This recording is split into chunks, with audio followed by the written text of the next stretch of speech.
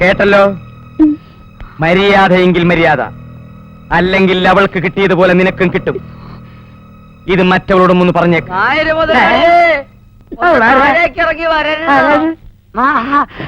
നമസ്കാരം, പരമാനന്ദ നായരാണ്.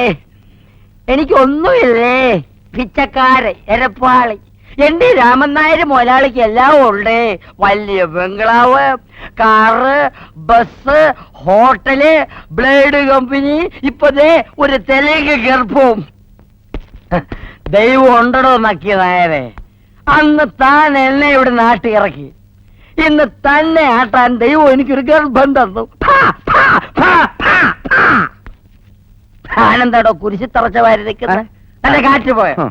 തന്റെ കാറ്റ് കളയാൻ വേണ്ടി ചന്ദ്രമുക്കിലെ ഒരു ചാരായ ഷാപ്പ് മുഴുവൻ കയറ്റി വെച്ചാ വന്നത്. ആരായാലും അത്രയ്ക്ക് അങ്ങോട്ട് അഹങ്കരിക്കുന്നതാ. കഞ്ഞി ജട്ടിയും ബിരിയാണിയും വിറ്റ് നടന്നാൽ എന്താടാ? ഗുണ്ടകൾ പിടിച്ച് കെട്ടിക്കേണ്ട ഗതികേടൊന്നും ഞങ്ങൾക്ക് വന്നിട്ടില്ലടാ എന്റെ രാവണ നായരെ. കല്യാണ സമയത്ത് മഞ്ഞപ്പത്രക്കാരെ കൊണ്ട് ഞാൻ വരുന്നുണ്ട്. എന്റെ ആളെന്ന തെണ്ടിയെ കുണ്ടകളെ പിടിച്ച് കുണ്ടൂരുകാരി പാർവതിയെ കൊണ്ട് കെട്ടിക്കുന്ന പടം പത്രത്തിന്റെ മുൻവശത്ത് ഞാൻ എന്റെ സ്വന്തം ചെലവിൽ അടുപ്പിക്കും. ഇനിയിപ്പൊ കരഞ്ഞോണ്ടൊന്നും കാര്യമില്ലടോ നായരെ. 4 പേരടുത്ത് പറഞ്ഞു തന്നെ നാറ്റിക്കാതെ എനിക്ക് ഉറക്കം വരത്തില്ലടോ നായർ നാറി നക്കി. മോളെ, നിനക്കിനി സ്വൈരമായിട്ട് ഇവിടെ കഴിയാൻ. അവനിനി ശബ്ദിക്കില്ല. അവന്റെ നാക്കിയാൻ ഇത് അടുക്കള കൊണ്ടുവയ്ക്ക്. ഞാൻ ചോദിക്കുമ്പോ തന്നാ മതി.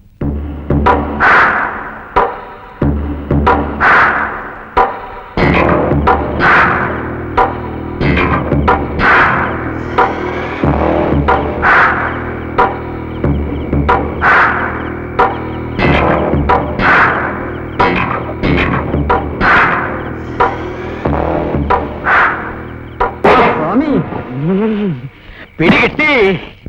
അതൊരാത്മീയ ഗർഭമായിരുന്നു എന്ന് എനിക്ക് അപ്പോഴേ മനസ്സിലായിരുന്നു. അണ്ണൻ അപമാനത്തിന് രക്ഷിക്കാൻ ഒരു പരീക്ഷണത്തിന് ഇറങ്ങിയതാ ഞാൻ. ഓ, എന്നിട്ടും നീ കടന്നുരുളുകയാണല്ലേ? ഒരു സന്യാസിക്ക് ഇത്രയും കള്ളത്തരം പാടില്ലടാ. സത്യം പറയടാ. അയ്യോ, എന്നാ ഞാൻ എല്ലാം പറയാം. വേണ്ട, നീ സമ്മതിച്ചാലും ചേട്ടൻ പിഴപ്പിച്ച പെണ്ണിനെ അനിയന്റെ തലയിൽ കെട്ടിവെച്ചെന്ന് ഈ നാട്ടുകാർ പറയൂ. അതുകൊണ്ട് ഈ നാട്ടുകാരുടെ മുമ്പിൽ വെച്ച് നിന്നെ കൊണ്ട് ഞാൻ സത്യം പറയിപ്പിക്കടാ.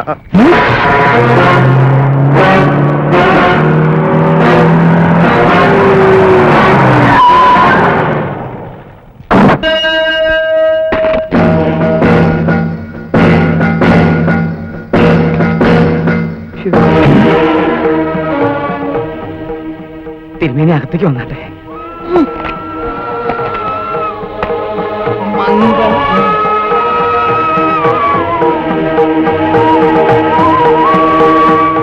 ചുട്ട കോഴിയെ പറത്തിയിട്ടുള്ള പാഴൂരില്ലാത്ത ബ്രഹ്മദത്തൻ നമ്പൂരിയുടെ മോനാത്രേ. അച്ഛനേക്കാൾ കേമനാന്നാ കേട്ടിട്ടുള്ളത്. മന്ത്രവും ജ്യോത്സ്യവും കലക്കി കുടിച്ച മഹാനാ. അങ്ങോര് പ്രവചിച്ചിട്ടുള്ളത് ഒന്നും തെറ്റിയിട്ടില്ല. അദ്ദേഹം എന്തെങ്കിലും ഏടാവൂടെ ഒപ്പിക്കുന്നതിന് മുമ്പ് നിനക്ക് നാക്ക് വളച്ചൊന്ന് സത്യം പറഞ്ഞൂടെ മോളെ?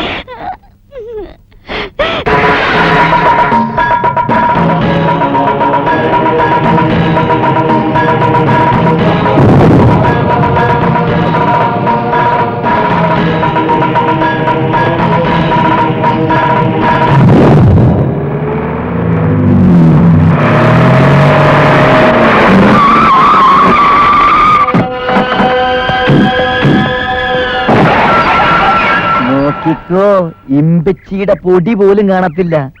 ജമ്പുലിംഗം ആശാനെന്ന് കേട്ടാ മതി, നാട് നടങ്ങും. ഇമ്പച്ചി ഇപ്പൊ കിടങ്ങും. ആശാനുണ്ട് ഇവിടെ. നിന്നെ തടയാൻ ഈ വീടും പരിസരവും ഇപ്പോൾ എന്റെ സംരക്ഷണയിലാണ്. ആശാനെ, ഞാൻ ആശാന്റെ അനുസരണമുള്ള ശിഷ്യനാ. പക്ഷെ ആശാൻ ഇക്കാര്യത്തിൽ ഇടപെടരുത്. നെയ്യും പരിപ്പും ചോറും കൂട്ടിക്കുഴച്ച് 4 നേരം ഭക്ഷിക്കുന്ന ഈ ചെമ്പ് പറയുന്നു, നിനക്കെന്നെ തോൽപ്പിക്കാനാവില്ല. ഇത് വടക്കം വീരാതിന്റെ ഡയലോഗല്ലേ? തച്ചുളിയും പോലെ എന്ന് പറയുന്നത് എന്റെ അടുത്ത് ഡ്രാഗൻ. പുത്തരിക്കണ്ടത്തിന്റെ ചരിത്രം ഈ നാടകത്തിൽ ആവർത്തിക്കരുത്. എനിക്ക് ജനിക്കാതെ പോയ മകനാണ് നീ. എന്നെ തോൽപ്പിക്കാൻ നിനക്കാവില്ല. മടങ്ങിപ്പോ, അടുത്ത വണ്ടിക്ക് തന്നെ മടങ്ങിപ്പോ. ഇല്ല ആശാനെ, ആശാന് ദക്ഷിണ തന്ന അന്ന് മുതലുള്ള എന്റെ ഒരു ആഗ്രഹമാണ് എന്നെങ്കിലും ആശാനെ ഒന്ന് ഒതുക്കണമെന്ന്. അത് ഇന്ന് ഇപ്പോ ഇവിടെ വെച്ച് തന്നെ ആയിക്കോട്ടെ. ആശാൻ എന്നെ അനുഗ്രഹിക്കും.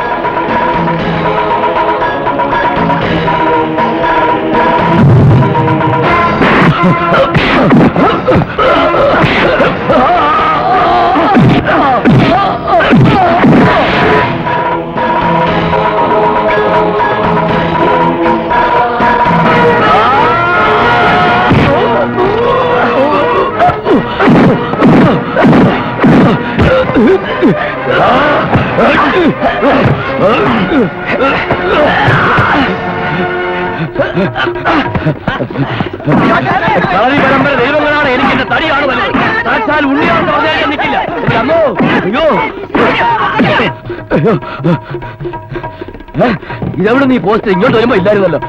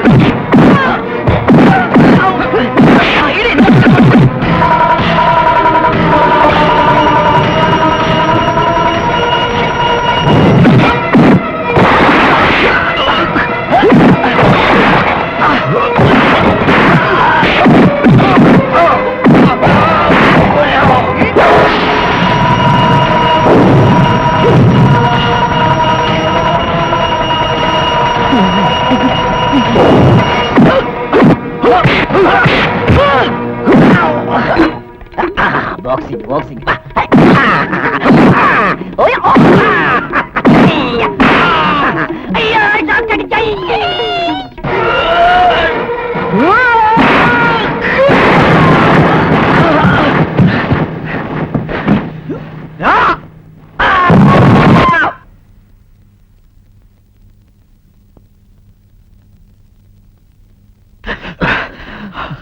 ഈയം പിണ്ണാക്കുഖണ്ഡം പഴവും ഉമിയുമത്തോൽ കനൽക്കട്ട രോമം കുപ്പായം രക്തകുംഭം കഴുകത് കരുവാൻ ഊവനും ചേരകല്ലും ക്ലീബൻ പാന്തൻ സമൂഹൻ യതിവടു പറയൻ കൂനൻ ആടും കുരങ്ങും കർപ്പാസം വെന്തനെല്ലങ്ങുടകലമിവയും നിന്യമേറ്റം നിമിത്തം. നാം ഈ ഗ്രഹത്തിലേക്ക് കാലെടുത്ത് വെച്ചപ്പോൾ എതിരെ കണ്ടത് ഒരു സന്യാസിയെയാണ്. ആ ദുശ്ശകുനം ഇപ്പോൾ പ്രശ്നത്തിൽ കണ്ടതിനെ ഉറപ്പിക്കുന്നു. ഈ കുടുംബത്തിൽ കളങ്കഹേതുവായി ഭവിച്ചിരിക്കുന്ന സംഗതിയുടെ ഉത്ഭവം ഈ വീട്ടിൽ നിന്ന് തന്നെയാണ്. തെളിച്ചു പറഞ്ഞാൽ ആ യുവതി ഗർഭം പേറിയത് ഈ ഗൃഹത്തിൽ വെച്ച് തന്നെ.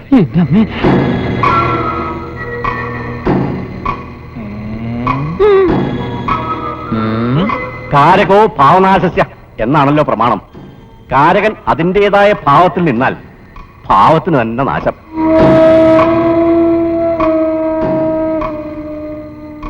ലളിതമായിട്ട് പറഞ്ഞാൽ തന്തക്കാലുമായിട്ടായിരിക്കും കുട്ടിയുടെ ജനനം. നവജാത ശിശു ഭൂമിയിൽ പിറക്കുന്നതും പിതൃമരണം ഉറപ്പ്.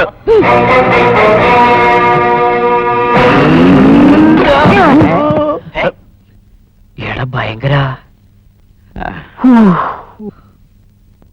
വലിയ ഉപകാരമാണോ ഋഷികേശൻ നായരെ താൻ ചെയ്തത്.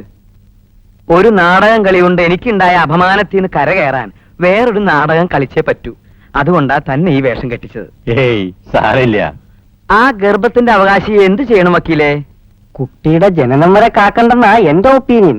ഒപ്പീനിയൻ എന്ന് പറഞ്ഞ അഭിപ്രായം. ആ അത് തന്നെയാണ് എന്റെ ഒപ്പീനിയൻ.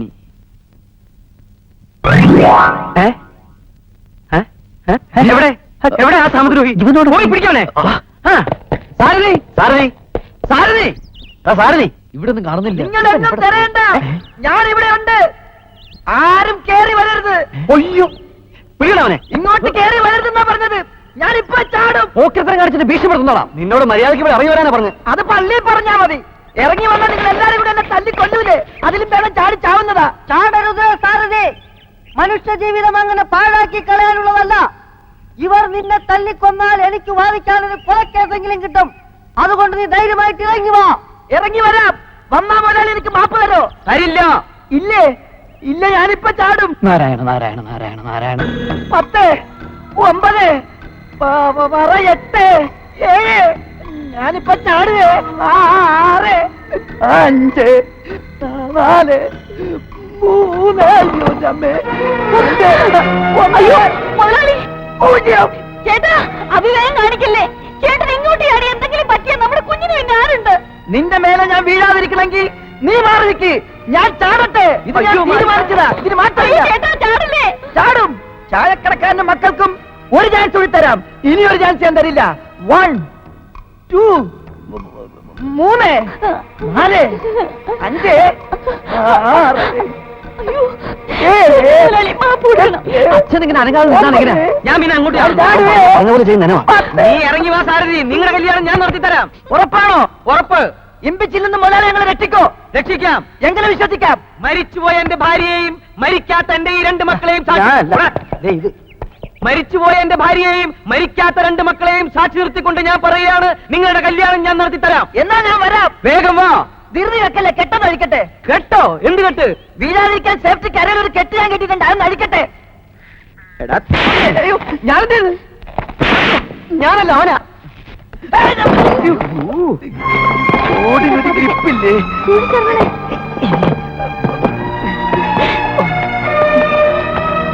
ചേട്ടാ മുതലാളി, മുതലാളി. എഴുന്നേൽക്കൂ മോനെ. അയ്യോ നിന്റെ കല്യാണമല്ല, കഥ ഞാൻ കഴിക്കും. എന്റെ വീട്ടിൽ കയറി വന്ന് ഈ വൃത്തികേട് കാണിക്കാൻ നിനക്ക് അങ്ങനെ ധൈര്യം വന്നാ തെണ്ടി. മുതലാളി, എന്നെ ചേട്ടനെ ഒന്നും ചെയ്യല്ലേ. ഇവിടെ വെച്ച് തുടങ്ങിയതല്ല, കഴിഞ്ഞ 2 വർഷങ്ങളായിട്ട് ഞങ്ങൾ അടുപ്പത്തില്ല.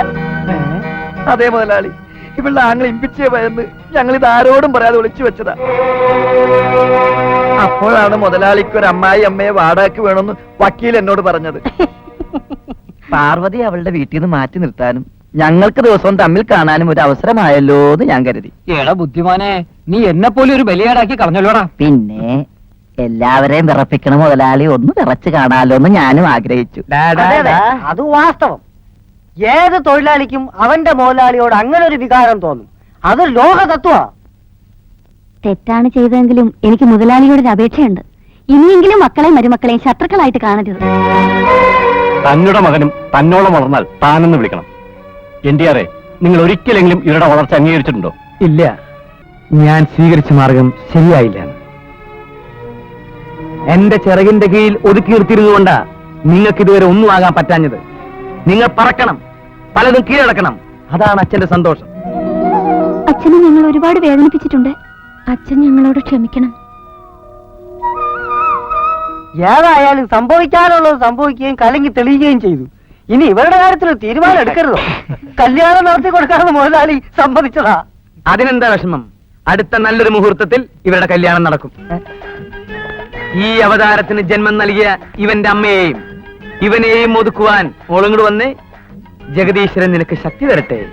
മംഗളം ഭവന്തു. ആ, നിന്റെ കാര്യം ഞാൻ ഇപ്പഴാ ഓർത്തു. മോങ്ങോട് വന്നേ. ഈ താടി മുടിയൊക്കെ ഒന്ന് വടിച്ച് ക്ലീൻ ആക്കിയിട്ട് നാളെ രാവിലെ നീ നമ്മുടെ ഹോട്ടലിലേക്ക് ഒന്ന് വാ. എന്തിനാ? നിന്നെ കാത്ത് കഴിഞ്ഞ 1.5 വർഷമായി അവിടെ ഒരാളിരിപ്പുണ്ട്. ആരാ, പെണ്ണാണോ? അല്ല, വലിയൊരു ആട്ടുകല്ല്. എന്തിനാ? ആട്ടാൻ. എങ്ങനെ ആട്ടുന്നത്? മാ ഭാരദ്വാരത്തിലേക്ക് പോകും.